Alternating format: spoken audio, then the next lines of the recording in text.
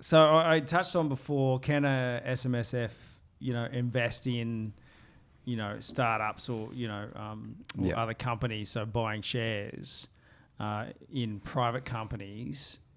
You said yes. Yes. So long as I had no other interest? You can't have a controlling interest.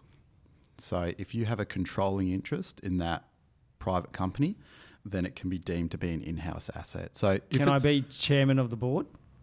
Depends on whether or not that would mean a controlling interest. Yes. If you're the chairman and you've got other board members, you probably don't control the company. If you don't have greater than 50% shares in that private company, you probably don't control, and you're not a director, then you probably don't control that company. I could be a CEO, not a director, without controlling shares. It all comes down to the control. Yep. Okay. And their legal definition generally is around directorships and ownership.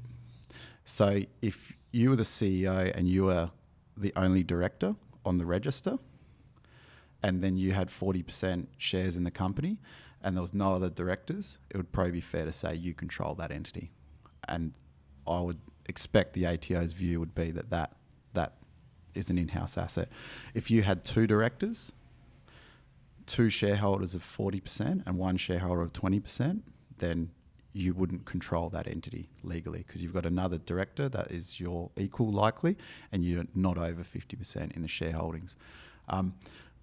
We have seen it approved by the ATO, two directors 50-50. So okay. And that was deemed to be not an in-house asset. Okay. So that's right on the line. It That's sure like is. right on the line. 51, and he's over. So that's the position with proprietary limited private companies.